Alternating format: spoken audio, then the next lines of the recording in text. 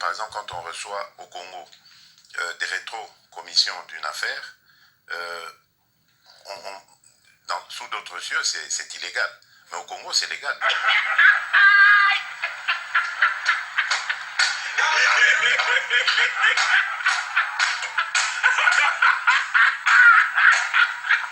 Ça tombe plutôt dans le sens de rétro-commission. C'est pas du détournement.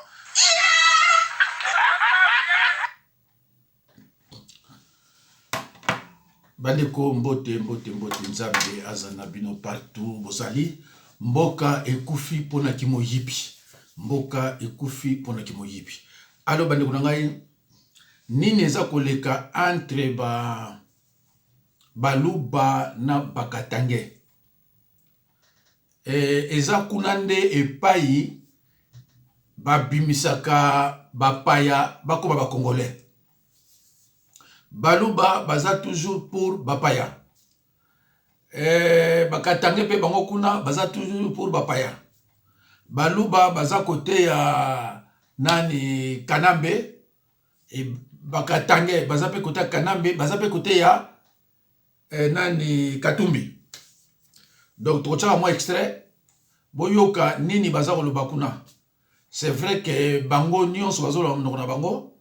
Mais na biso ba congolais toza na bato bayoka ka mnoko wana. Alors tokotia yango ba oyo balandaka biso nde ba ko expliquer biso na ba commentaire biso ba oyo toyebi chiluba te.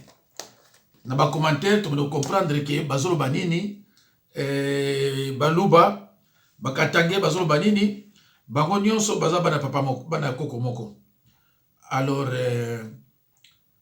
to pousa muke totala nini bango balingi koloba nini balingi kolobela biso. Voilà, to banana no na baluba oyo baza na Katanga. Voilà. Viva! Viva! UDPS viva! Viva! Tunakomesha wewe. Demi Dakar. Tunasema hivi, hii Lubumbashi ni yetu. Shikia tena mara ya mwisho. Kama tunakushikia tena unafanya discours moja hivi ya kumankia na president de la République respect, utatona shie UDPS mkongo yako. Wewe unasema kichi kwa benyewe, wewe mkatanga mnakuwa mwa benyewe. Félix Congolais, de père et de mère. Kama tunakushikia tena, unafanya makelele, tutakutosha na umu. Wewe hauna wa umu, bibi yako ashina wa umu, uko mkinya benyewe unaweza kuleta na kinywa. Nikukosa haya kule. Nikukosa haya. Shie jeunesse ya UDPS tunasema hivi. Atupende tena kushikia makelele hata kiloko. Tunapenda kimya. Kama unanjika mkanda yako, unashinda kuisoma wewe moya, unapatia hata watoto wako, la kubeba mkanda, unamtumia president de la République, unabeba unaika na réseaux sociaux. Ikuye mala ya mwisho.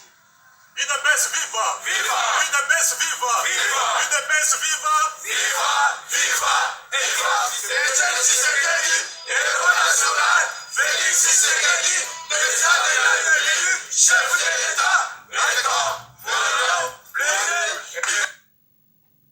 voilà. Bandeko wana boyoki bandeko ya baluba oyo bazana Katanga. Ngana zoyo kaka ke Etienne Tshisekedi héros national et que l'autre là Chilombo président de la République. Oyo bazo zanga respect pa na ye biloko ndende na yoki. Mais le reste na yoki te. Tokoyoka pe ya kuna soki bakoloba nini mais tolanda no vidéo oyo soki RTC. Alerte. Finalement, la MONUSCO crache la vérité sur les massacres à Béni. Serrez votre ceinture. Manifestations anti-MONUSCO, la MONUSCO crache des vérités et parle de « génocide ». Facebook, Twitter, Google-+S, Reddit, Pinterest, LinkedIn, mail.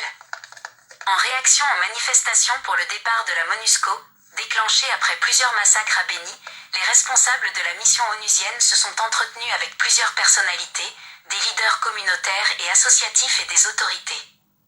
À Kinshasa, à Beni, à Butembo, à Goma, à Bunia. La force onusienne a tenu à donner sa part de vérité sur ce qui se passe sur terrain. Voici ce qui nous a été rapporté des sources directes. Ce qui se passe à Beni, ce n'est pas nous, la MONUSCO, c'est notre partenaire, votre gouvernement et votre armée. Ce qui se passe à Beni, c'est un génocide. Nous sommes venus au Congo sur invitation de votre gouvernement, mais nous devons vous avouer que nous avons été piégés. Nous savons qui tue à Beni, chaque fois qu'il tue, où est-ce qu'il tue et avec qui il communique. Nous disposons des informations de loin plus que ce que vous connaissez et pourrons les déposer en justice si un jour l'occasion se présente. Nous avons des drones et des images satellites. Nous savons ceux qui tuent, comment ils se déplacent, où est-ce qu'ils se positionnent et chaque fois qu'ils tuent. Pour vous donner une idée de ce qui se passe, demandez-vous pourquoi les officiers FARDC, avec qui nous avons vaincu le M23, ont été tués dès que nous sommes arrivés avec eux à Beni. Demandez-vous pourquoi le gouvernement congolais ne veut pas se débarrasser des officiers accusés de crimes et visés par des sanctions internationales. Demandez-vous pourquoi votre gouvernement n'organise pas de deuil national. Dans tous les pays où nous allons en mission, et où la population est tuée, les gouvernements organisent des journées de deuil national et des actions de solidarité avec les victimes. Savez-vous pourquoi votre gouvernement ne le fait pas? Ce qui se passe à Beni est du pur génocide. C'est le fait de l'ancien pouvoir et son héritage, et ça se poursuit jusqu'à ces jours. Les choses risquent même d'empirer. Votre armée est contrôlée par des forces de l'extérieur. Nous voyons arriver à Beni des officiers et des militaires qui cachent leurs identités. Ils opèrent, puis ils disparaissent. Qui organisent ces missions secrètes au sein de votre armée. Nous fournissons des rations alimentaires et des carburants. Mais nous sommes surpris en découvrant ces mêmes rations entre les mains des ennemis que nous sommes peut-être en combat avec nos partenaires des FARDC. Qui fournit nos ravitaillements aux FARDC jusqu'aux forces ennemies. Pourquoi nos partenaires des FARDC font ça? Il n'y a pas que la population civile qui est tuée à Beni. Nos casques bleus tanzaniens ont, eux aussi, été tués par une force que nous considérions comme étant une force amie. Nous avons perdu des casques bleus malawites et nos ingénieurs. Nous avons aussi vu mourir des soldats FARDC, sacrifiés par leur propre hiérarchie. Nous avons été confrontés à des tensions au sein des FARDC qui cherchaient un affrontement militaire avec nous. Nous avons été amenés à tirer sur les auteurs des massacres, pour stopper les massacres, mais tous ces massacreurs portaient des uniformes des FARDC. Après vérification des cadavres, nous constatons que ce sont des soldats FARDC. Nous sommes en partenariat avec le gouvernement congolais et les FARDC sur terrain, mais nous n'arrivons pas à faire la différence entre les FARDC, forces amies, et les assaillants qui massacrent la population en portant les mêmes uniformes que ceux des FARDC dans les mêmes zones opérationnelles. Qui fournit les mêmes uniformes aux FARDC et aux auteurs des massacres. Ces uniformes ne viennent pas des stocks de la MONUSCO qui sont contrôlés. Demandez à votre armée, qui fournissent ces uniformes FARDC aux forces ennemies et qui, de fait, compliquent notre travail sur terrain. Nous avons pris la mesure de la colère populaire et nous allons mettre en place de nouvelles méthodes de travail pour mener nos missions, mais vous devez aussi vous adresser à votre gouvernement. Notre mandat est de travailler en partenariat avec votre gouvernement et votre armée, mais nous sommes mis en difficulté lorsque nous sommes piégés par notre partenaire. Conclusion. Voilà à peu près ce qui nous a été rapporté des sources directes au contact avec les responsables de la MONUSCO à Beni, Butembo, Goma, Kinshasa. Les responsables de la MONUSCO ont avoué avoir compris l'exaspération de la population et les appels pour le départ de la mission formulée par les organisations de base, y compris celles avec lesquelles elle s'est entretenue pour leur livrer ses vérités de terrain. La question a été posée de savoir pourquoi la MONUSCO a pris contact avec Joseph Kabila. La réponse, selon nos sources directes, est que, selon les responsables de la MONUSCO, Kabila fait partie des responsables de ce qui se passe à Beni. La MONUSCO a annoncé qu'elle ira aussi rencontrer Félix Tshisekedi. Au sujet du mot « génocide », les agents de la MONUSCO n'ont pas désigné un groupe ethnique qui serait coupable. Ils ont parlé de « l'ancien pouvoir et son héritage ». Merci à vous Papa Ino. Nathalie Rollet, correspondante internationale, CNT, live. Abonnez-vous massivement, n'oubliez pas de partager.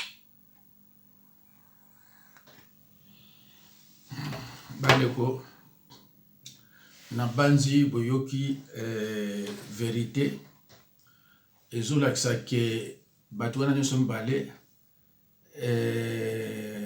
Kanambe na Chilombo, ce sont des gens sans cœur. Naebisa bino l'air nyonso ke bitumba o eza kuna eza bétranger te mutu azo koboma. Eza armée oyo eza na mboka na biso. Et armée wana la plupart ba congolais mutu aza na kati na ba rwandais, mais ba konzi armée wana eza ba paya. Alors Chilombo a signé que a kozwa pouvoir mais ko continuer na ba paya na armée na bango. Pe basala oyo balingi. Alors Chilombo mikolo yo alinga kutana na Kabila pona vraiment rien na bandeko bakomi ko finga ye partout. Donc alinga sala moi quelque chose mais Kabila boyi même ko yambaye po basolo na bayokana. Kabila yebiseka ke a respecter makambo nyonso oyo yo ye asinyaki. Kabila kozo masimate. Or makambo oyo asinyaki eza ko boma mboka. Voilà. Donc bandeko. Alors tozo continuer na bakatange na baluba toyoki bakatange baluba IDPS na Katanga. Tokoyoka pe bakatange chez eux. Alors, tous la nouvelle moko na ba image na on na il y a Kofi Olomide azako comparaître na parquet ce qui à Versailles pour na ba violence sexuelle ou bien sexualité sur les mineurs, je ne sais pas, mais na ba sens wana. Alors ba brouiller zoya que azako risquer même 7 ans de prison ferme. Mais je ne vous confirme pas. Mais ce qui est vrai que Lelo, lundi le 25 octobre 2021, Kofi Olomide, Aza Namaboko, il y a l'État français. Alors, Tokoyoka, Batu, bon, ben, tu et puis, j'ai besoin que j'arrête même une volée. Là, je vais chez la cheminée à qui les droits. Alléluia. C'est vrai. Oui. Et puis, moi, je dis ceci. Je ne suis pas maintenant besoin avec. Dans ces moments que je vais te parler, moi, je ne suis pas confiance à qui. Et puis, je suis confiance dans moi-même.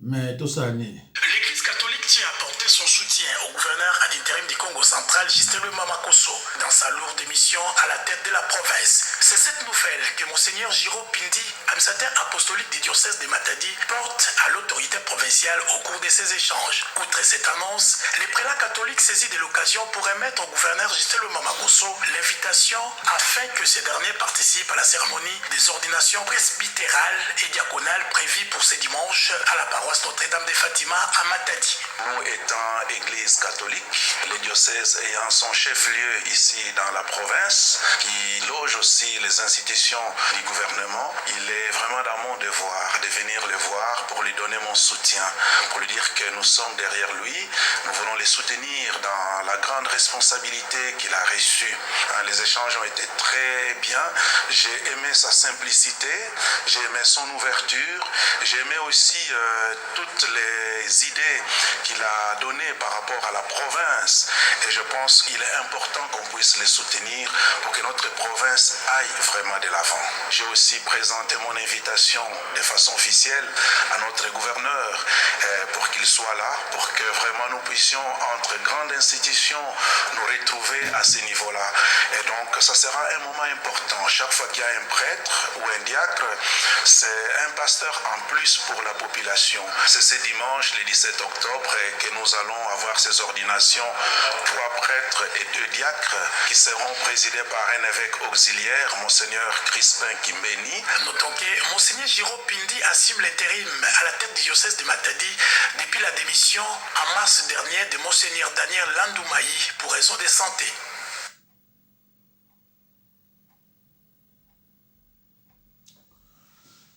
Alors, Bandeko,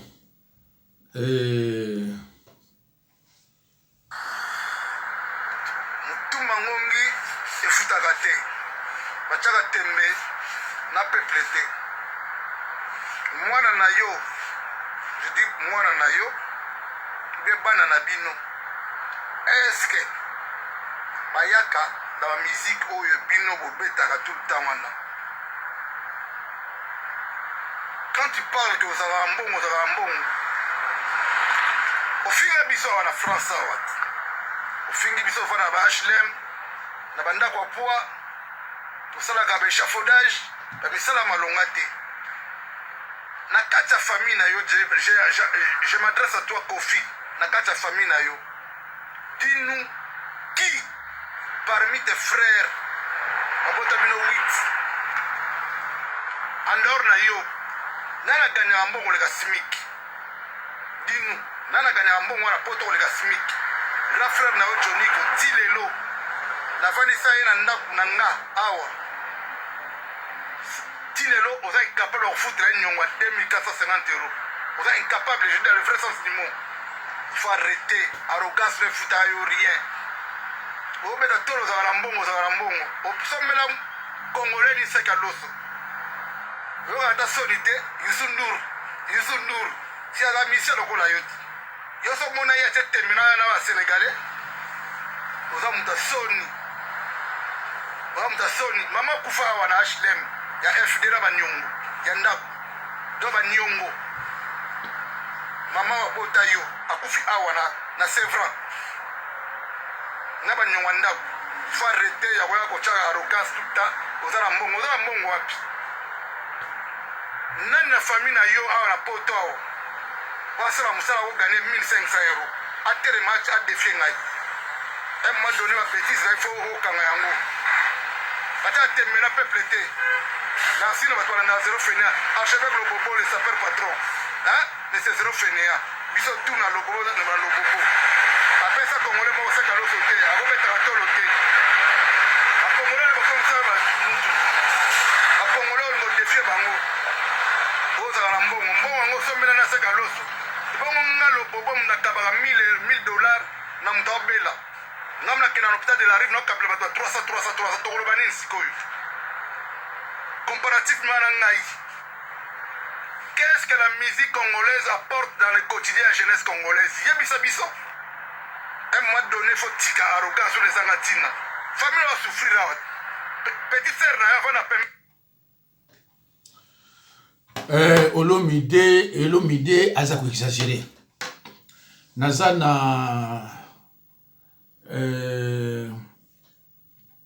Nazana biloko mo nazana ngo awa Olomide azofinga ba congolais nde tolala na bandako moko ya mabe tout ça makubebele. Mais vraiment une star akoloba biloko ndengwana te. Mais omoni mutu soko za sataniste ko akoloba n'importe quoi parce que azoye bataza nani. Lelo yo ozana tribunal. Bambongo no wana ya ki sataniste. Ngaza l'aise ko le kayo Olomide. Ozana bambongo moko ya ba sataniste. Famille na yo bamona pasi bambongo moko mabe okoka bango te. Mais biso ba oyo bambongo na biso oto zwaka na ndenga normal tozo aider bato musu baza na prison, tozo aider ba famille pe bazolia bazo sepela. Yo déjà Olomide oza déjà na problème ya kofuta kaka ba danseuse na yo. Ozo violer bango ofele sans pourtant ozana comme quelque chose. Donc tika ba makamono ozo lobaka wana pona ko critiquer ba congolais, voilà. bandeko nayebi te tosuka bibiso ba oto na poto biloko tozolia tozomona air nyonso awa bazolokisa bakwanga banini lelo yo ekomi na bitabe bitabe oyo toliaka mwa mingi lelo tozomona ekomi na bitabe donc il faut na l'exemple bandeko nyonso boko kolanda yango boyeba biloko ni toboko tokoliaka finalement awa na maboko ya poto oyo tolanda oyo. Faites attention quand vous mangez des bananes. Je sais pas. Non.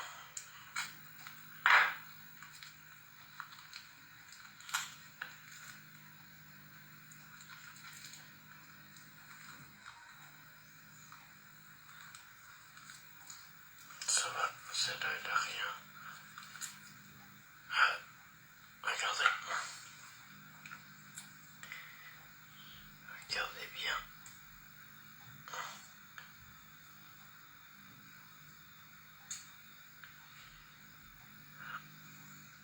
Regardez.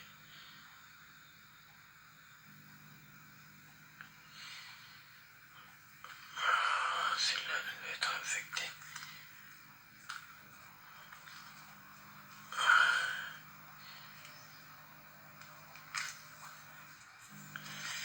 Il n'y a rien là. Attendez, je vois un autre truc là.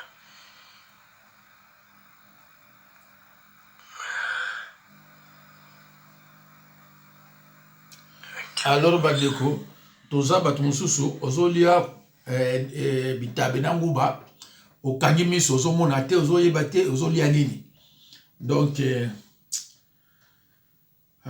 ndeko eza pasi kaka mpona biso na mboka oyo bo totala siko bandeko oyo ya Katanga balobi nini bajeune ba Grand Katanga tunasema hivi tuliona grupe ya bajeune ba IDPS bakasai banashimama mubalabala beko na mutukana excellence Moise Katumbi Chapwe beko netwambia sema hii ville aina ville ya Katumbi ni ville ya bakasai depuis quand bakasai banabeba hii ville inakuwa yabo banasaba sema beko na kwabo kule atwene kwenda hata siku moja tunafika shi tunaanza kuidotoproclamer sasa tunakuwa ba originaire ile wakati beko nafanya vile bintu bajua sema ni moto beko naweka ni moto beko naweka abajue kile beko nafanya a partir ya jana tulishirika sana kama beko wanaume bamushibirie tuko naenda naye fashi yote mu makomine yote ya Lubumbashi bamushibirie kama beko wanaume tulianza deja kubambia depuis jana batime tu kushibiria baone vile tuko na ikalaka trop c'est trop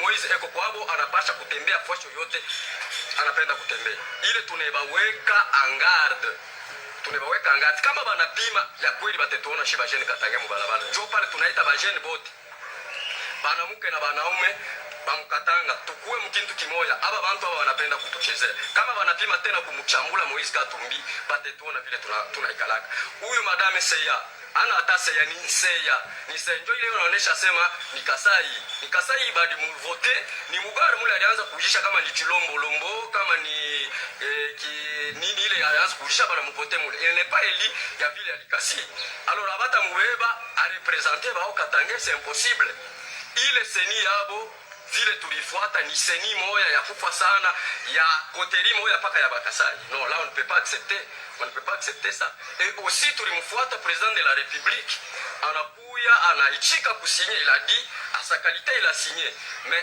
ataona tutautiliser tous les moyens constitutionnels de manière à ce que tubare passage oui le seni iko ya kabila moya seni paka ya bakasai shia tutaichika bile alors ndio ile tunapenda kuambia communauté internationale na communauté nationale que ile bintu biote beko nafanya kuseni bile habitapita na bale ba jeune ba IDPS kama beko banaume ba alors baluba na bakatange abonnez-vous s'il vous plaît onato bolandaka chaîne oyanga na makambo ebele alors toyokana no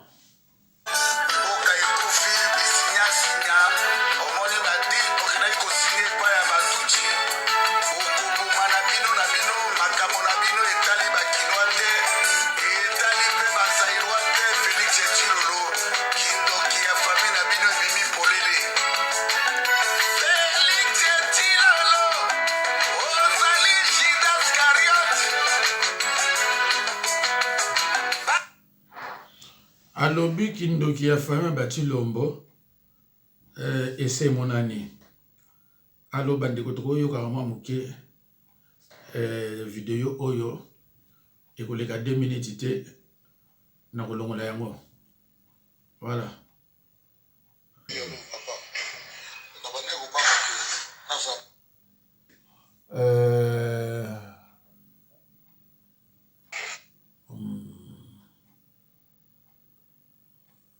toyoka yango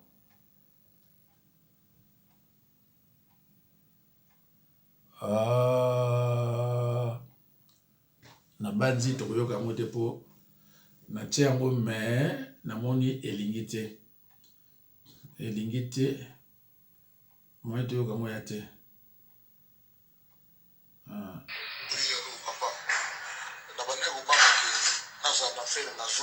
bazoba ebele oyo bavandaka na poto kuna donc yo koki koya kotinda bato te basala guerre bamiboma mpona yo yaka yo moko miboma yaka osala guerre epuis guerre yango contre nani guerre yango mpe pourquoi banze mone moto osala ke ofandi kuna na bandako bapuwa bakanda irrégulier bobisa kongo soni bosala biso soni ngazala na ndako na poto bana nga bali mpe nazoya avant décembre na ozala wana elongi yango bosala na poto kone poto kovanda kolobaka makambo kaka kofi elongi yango bosala na poto toutes les prisons baprison nyonso ya poto bato baleki ebele bacongolais bino elongi yango mbongo eya te ekomaka bongo voilà bato to bakateka ntongo midi mpoka so déjà politique révolution yo ndenge ozala pesa biso solution mboka na biso ndeni tokoma na mbongo ndeni tokoma riche pesa biso solution pesa solution te yo wala mayele pesa solution. Alors moi bon continuer koyoka yango ya te quant à moi je sais que Olomide aza déconnecté na ba réalité oyo eza na kati ya poto awawa biso vanda na bandako ya bieto vanda na ba HLMT et en plus on a poto ba noir te to balike belé et ba congolais te to balike belé pour ba na prison kuna ba congolais to batondi non ndeko na ngai oza na munoko moko ezanga tina vraiment to mayele aluba makamo yo zolo bati wana voilà. Alors, na l'action mboka na yo le Seigneur nous a aimés comme on n'a jamais aimé. Au milieu dans la nuit, à l'agence, il nous donne son amour. Le pain de Dieu. Mes chers frères, quand nous chantions comme ça, on ne volait pas des millions au Congo. Quand nous tous nous étions en train de chanter comme ça, on ne détournait pas l'argent au Congo. Il y avait moins de vols dans ce pays. Il y avait moins de crimes. Il y avait moins d'empoisonnement dans ce pays. Nous avons eu dans ce pays un président, le président Kasavubu, un catholique. Il a terminé son mandat comment? Il remettait l'argent dans le trésor public. Kasavubu n'a pas détourné. Un ancien séminariste. Aujourd'hui, avec la multitude de la prolifération des sectes, les gens volent des millions. On s'empoisonne à tout bout du champ. À l'époque où nous chantions tout ça, oh, on allait dans un bar, on mettait la bière dans un verre. Aujourd'hui, on ne met plus la bière dans le verre. Chacun avec sa bouteille, craignant l'empoisonnement. Oh, plus nous nous assemblons, nous devenons pires. Plus nous prions, plus il y a d'églises, plus le mal ne fait que s'approfondir. Revenons à l'église, revenons à ces chants, à cette église qui nous apprenait des choses simples, mais des choses vraies, l'amour. Regardez aujourd'hui la haine qu'il y a. Regardez la haine qu'il y a. Et ceux qui sont à la tête, les leaders de la haine, ce sont des chrétiens, entre guillemets. Mais quand nous chantions ça, tous, il y avait moins de haine. Reconnaissez-le. Il y avait moins de haine. Il y avait moins d'empoisonnement. Il y avait moins de détournement. Quand nous chantions, à l'époque là, après avoir été prêchés par les missionnaires, il y avait moins de ces choses. Reconnaissez-le. Aujourd'hui, nous sommes à l'époque de la spécialisation du péché. Plus nous prions, plus nous nous spécialisons dans le mal. Nous nous assemblons non pour devenir meilleurs, mais pour devenir pires. Et c'est ça. merci. Wana boyoki eza ah.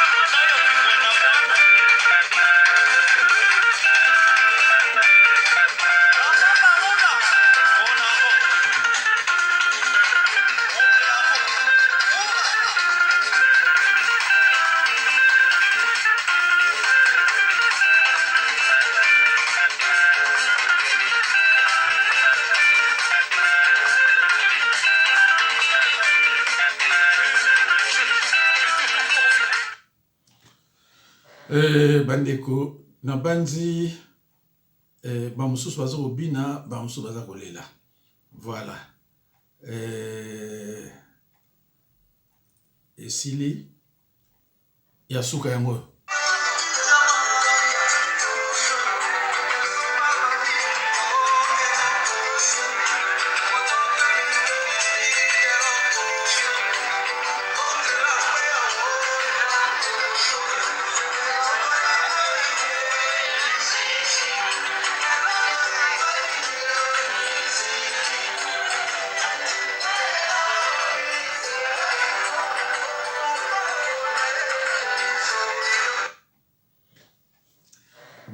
merci bandeko na bandi bomoni pe tosukisi wana merci